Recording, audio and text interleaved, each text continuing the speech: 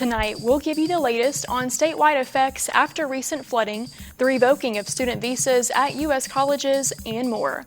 All this along with entertainment and sports coming up on your Northerner World Report.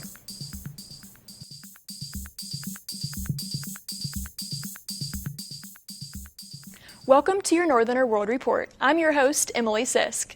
The University of Chicago confirmed on Wednesday that 3 of its students and 4 recent graduates have had their visas revoked. The action sparked fear among the student body, and now they're wondering who might be next. Rob Hughes has this story. Elijah Jenkins is the student body president at the University of Chicago, where 3 current students and 4 recent graduates have all had their student visas revoked. I have immense fear. My vice president, he's Canadian, and so we released a statement on student government on our Instagram today voicing this concern. UChicago is one university on a growing list of institutions nationwide acknowledging the terminations of student visas. Northwestern University, University of Illinois Chicago, and Southern Illinois University all confirming the impact to some students at their schools. However, the schools nor the government have given specific reasoning for the terminations. Not giving the public information is intentional, and honestly, in my mind, it adds to the horror. Other students believe UChicago's reputation as a safe haven for free speech and the right to protest are under attack by the Trump administration. It's terrible. It's very difficult to understand. I mean, the logic behind it is clearly punitive.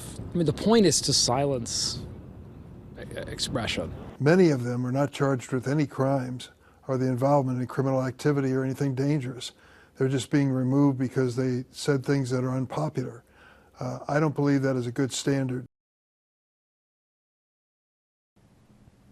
Officials at the University of Chicago are offering to connect impacted students with attorneys. Secretary of State Marco Rubio said in March more than 300 visas, most of them student visas, were revoked across the country. Amazon's CEO says shoppers can likely expect some prices to rise due to the ongoing global trade war. Andy Jassy told CNBC the online retailer's network of third-party sellers will pass that cost on to consumers. On Wednesday, President Donald Trump paused his latest round of tariffs for 90 days for all countries except China. Jassy said Amazon is doing everything it can to try and keep prices low for customers. Jassy said Amazon has done some strategic forward inventory buys. He said so far the company hasn't seen changes in customer behavior in a meaningful way. A family in Metro Los Angeles is devastated after a man was killed by a thief outside his brother's store. He was trying to help stop the crime when the unthinkable happened. Nicole Comstock has this story. Jamshed Yagubi just watched his younger brother die in the parking lot in front of his business in South El Monte. I had my finger in his mouth to make sure he can breathe. There's blood all over his head, and he died. He identifies his brother as 63-year-old Kurosh Yagubi, who went by Steve. He says Steve was helping him at Giant Discount this afternoon when someone stole a $10 box of surgical masks. He says they followed the thief to his getaway car outside and told him to either give the masks back or pay for them. But instead, the suspect punched Steve. When they hit him hard, he go like this and crash. The blow knocked Steve to the ground where Jamshed says he hit his head on the blacktop. And then they go over him completely. He was between front tire and back tire, rolling under the car. He says the driver backed up and ran over Steve while he was already down. I really don't know if life is worth it anymore. I can't take it anymore. 2 people died, my family, in 4 years, and not died, just killed. The Yagubi family says another one of their brothers was attacked and killed in front of his home in Anaheim in 2021. They say they immigrated here from Iran because they thought America was the safest country in the world. But I'm not sure anymore. It's not safe. Everywhere you go, somebody kills somebody. LA County Sheriff's deputies tell us they're still searching for the suspects. Jamshed tells us he's had 5 other recent burglaries at his store, including 2 where a suspect broke in through the roof to steal. He says the criminals never get caught, and he's calling on the new presidential administration to stop it. Donald Trump, do the good job for this country. Get rid of all these murderers, killers, rapists. Police don't appear to have any leads in the case. They are asking anyone who knows more to contact them. OpenAI countersued Elon Musk Wednesday, citing a pattern of harassment by Musk. The lawsuit asks a federal judge to stop him from further attacks. Musk and OpenAI CEO Sam Altman co-founded the company in 2015, but Musk left before it became popular. Musk then went on to create his own AI firm in 2023. He's recently tried to prevent OpenAI from transitioning to a for-profit model. A trial for that lawsuit is set for next spring.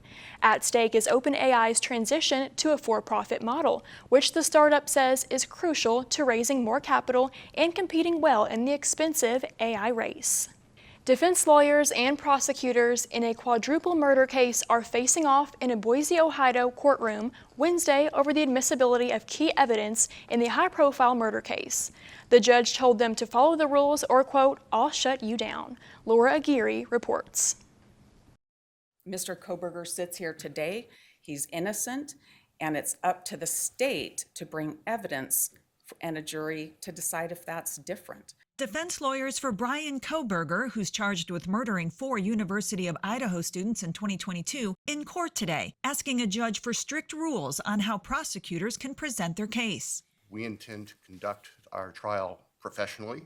Attorneys are arguing over the use of evidence such as crime scene photos and videos, DNA and other forensics findings, phone records, and text exchanges between surviving housemates, down to the language used by witnesses and attorneys. Our request is that the court not allow the state to label him in testimony as a psychopath or a sociopath. That if there are questions about anything that we do, that there will be a timely objection and the court can address it in that fashion. With respect to inflammatory evidence, I don't know what that is until I see it. Judge Stephen Hippler set the ground rules early. I will tell you that the one thing that will get my dander up quickly is either counsel attempting to argue outside the one opportunity they have to argue in a case like this, which is closing. I'm going to order that you follow the rules. Kohberger faces 4 counts of first-degree murder. After he was indicted, a judge entered not guilty pleas on his behalf. Prosecutors are seeking the death penalty, but defense lawyers say Kohberger's autism spectrum disorder diagnosis should disqualify him from that. Trial is set to begin in August. I'm Laura Aguirre reporting. Kohberger's attorneys argue the prosecution has wrongly turned over an insurmountable amount of discovery too close to the trial date, unfairly setting up the defense to be unprepared. It's unclear if Judge Hippler will rule from the bench during the hearing or release his decisions in a written order later. The defense has hinted in recent court filings that it's unlikely Kohberger will take the stand, saying that his autism spectrum disorder does not allow him to understand the seriousness of his situation or adequately prepare for trial. Tornadoes and dangerous storms swept through the Midwestern part of the country last week. Many parts of the state are still reeling from the damage, including Louisville. Kentucky Governor Andy Beshear was in Louisville on Wednesday to survey the damage along with federal emergency management crews. Here's what he had to say to reporters. Really grateful after seeing the tornado damage today and this, that everybody is safe. Everybody is still with us from this area. We're doing a little bit of a tour, making sure that they see everything and we see everything. We're putting together our application right now to try to get individual assistance to our people that have been impacted, and then eventually public assistance, and that'll help the city, the counties. It'll help Frankfort that's been hit so hard. All that's coming together right now. And one Kentucky man didn't hesitate to help when floodwaters inundated his community. As Lee Searcy reports, he jumped in to help his neighbors rescue their pets. When the river in Clifton was at its worst, Cody Smith jumped into action. I work for Stokely's. Oh, okay. So I called my dad and the boss, and he said go up there and grab a boat and see what you can do to help. Sunday, Smith and a buddy hit the water, rescuing people's pets.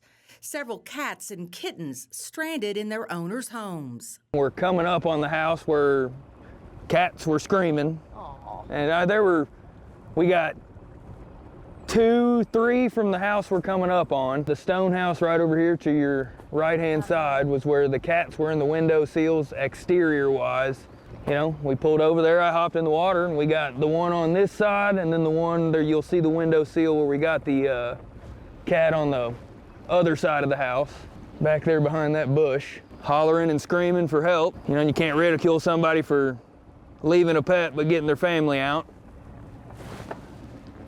But that is why we came down here, so. Smith took us out on his boat, and I have to tell you, seeing all the flooding from the water gives you a whole new perspective on the work it will take for folks to return home. You basically just cut everything out that's damaged, you dry your home out, and the fire department does great help. Come down here and they spray out homes and help as much as they can. I mean, it's a community, and community helps community. And Cody Smith is doing his part, just in the nick of time at this home where he found some kittens. We went in through the window on the left there, actually parked the boat on the roof, and they were floating in a tote bin. On this day, he tried to rescue several kitty cats stuck on the roof of an old vacant home, but they got spooked and ran. He'll be back. But Smith did help bring a box turtle to safer ground. A 74-year-old woman who had been missing for days in Michigan was found alive in a heavily wooded area on Sunday, thanks to a sheriff's drone. The Mason County Sheriff's Office says Nancy Bloomquist hadn't been seen since she left a casino on Thursday. The sheriff's office said Bloomquist got lost and then her vehicle broke down and caught fire. She managed to get out and started walking to look for help, but forgot her phone in the car. Bloomquist said she had laid next to a downed tree to seek shelter from rain Thursday night. She said she became so cold that she couldn't get back to her feet on Friday. She laid on the ground until the drone spotted her Sunday evening. There was little to no cell phone service in that area, but the drone team was able to connect its drone to Starlink satellites. And with that story, let's check in with Dimitrije Fisic to hear about what's coming up in sports. Dimitrije? There's a new goal king in the world of hockey. Washington Capitals star Alex Ovechkin has officially passed Wayne Gretzky as the NHL's all-time career goals leader. Ovechkin's 895th goal came on a power play in the second period against the New York Islanders, with Gretzky watching from the crowd. The game paused for a special ceremony after the goal, and here's the wild stat.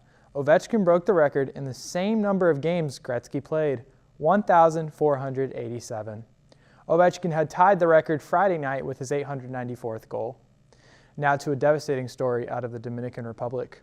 Former MLB pitcher Octavio Dotel was among dozens killed after a nightclub roof collapsed in Santo Domingo on Tuesday. Dotel died on the way to the hospital after being rescued from the rubble of the Jet Set nightclub. He pitched for 13 teams during his career and won a World Series with the St. Louis Cardinals in 2011. He was also a member of the Dominican Sports Hall of Fame. At least 58 people have been confirmed dead. Rescuers are still searching for survivors. Now look at what's happening on the diamond for NKU. NKU baseball fell to Eastern Kentucky 9-6 on Tuesday night. The Norse now shift their focus to a 3-game weekend series starting Friday against Youngstown State. Meanwhile, NKU softball split a doubleheader against IU Indy on Wednesday, winning one game 5-3, but dropping the second one 12-4. They'll be back in action next Wednesday against Bellarmine. That's all for your Northerners Sports Break. Back to you, Emily. Thank you, Dimitrije. A blind Alaska man hopes to inspire and teach others inside and outside the blind community. Joe Allgood met an incredible individual who, despite not having legs or his sense of sight, sees endless possibilities for himself. Meet Blind Shack. That's what I call myself, the Blind Shack. Hailing from the Republic of Palau and landing in Alaska, 30-year-old Shaquille Arabuk, a.k.a. the Blind Shack, is a beacon of hope. But he wasn't always that way. 6 years ago, Shaq woke up from a coma, forever changed. I remember asking the medical staff, how can they work in the dark? And that's where they confirmed I'm completely blind. His sight and his legs lost to a flesh-eating bacterial infection. shortly after his grandmother died, leaving him hopeless. Yeah, losing my legs, losing my vision, and then eventually losing my grandma. That's tough. Shaq moved back to the 49th state and eventually visited the Alaska Center for the Blind and Visually Impaired. Because I'm a very independent person, I don't always rely on people, but now I realize, like, yeah, you're not the same no more, Shaq. You have to ask for help. Immediately welcomed by program director Nate Kyle, who is also blind. He transferred his energy to me because I said, if the program director Nate Kyle can do it, I can do it too.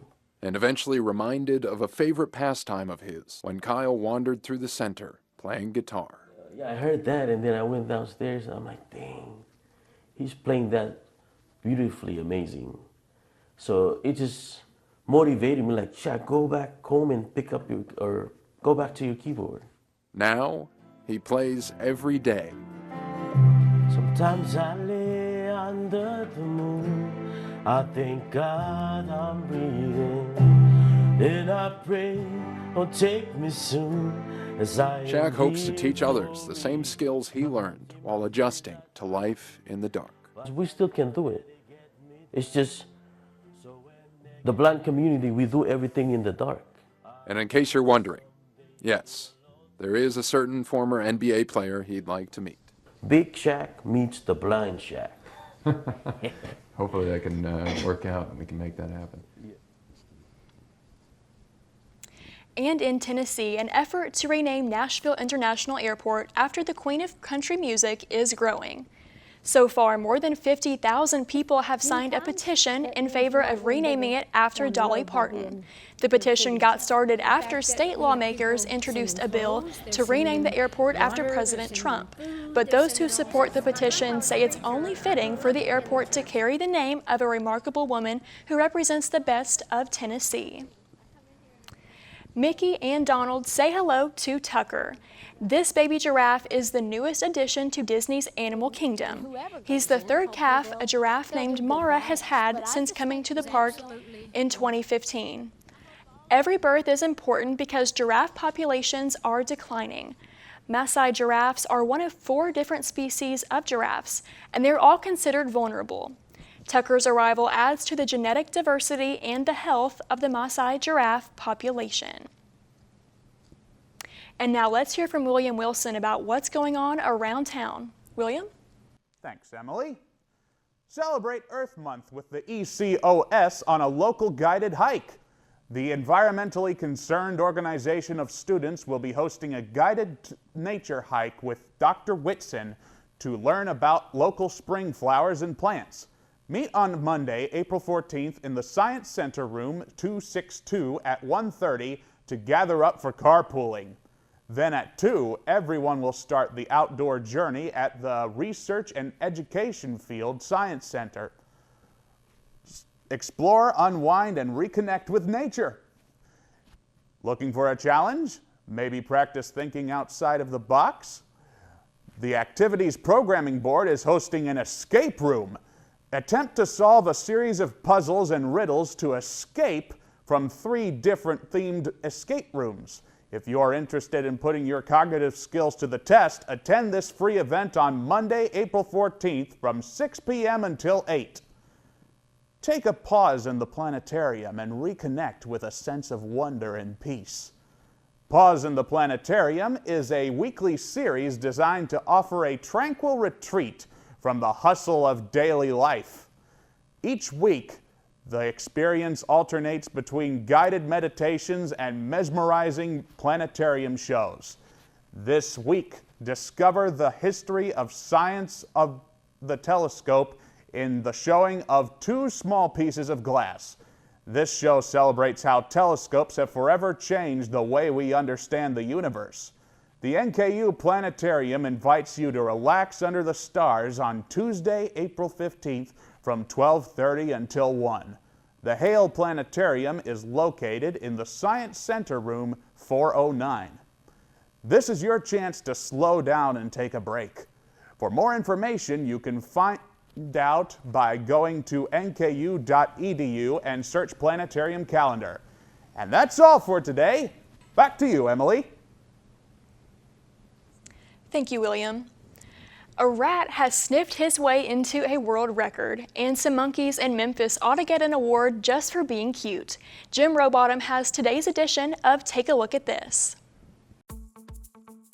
A hero rat has set a Guinness World Record. He's detected more landmines than any other rat. The African giant pouched rat named Ronan has uncovered 109 landmines and 15 other pieces of unexploded ordnance in Cambodia. Hero rats are saving lives. An estimated 110 million landmines are still buried in more than 60 countries around the globe.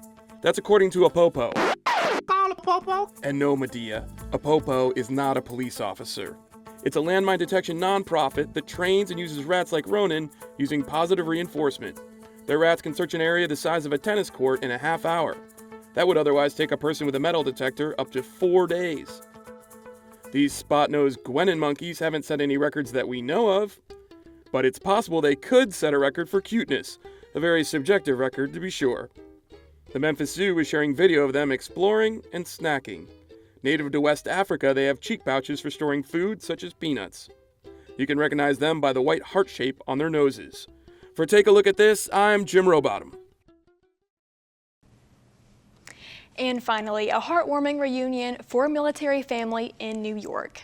Senior Airman Audrea Dashgoodman surprised her 6-year-old son, Jonah, and her mother on Wednesday.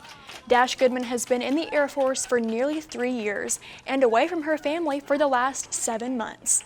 Once she learned she would be coming home a few weeks ago, she wanted to make it special. So she contacted Jonah's school to come up with a plan, and they helped carry out the big surprise. Now that Dashgoodman is back home, she says along with spending time with loved ones, she wants to eat some New York pizza. And that'll do it for this week's edition of the Northerner World Report. You can find more stories at thenortherner.com and by checking us out on social media at Northerner Media. Thanks for watching, and we'll see you next time.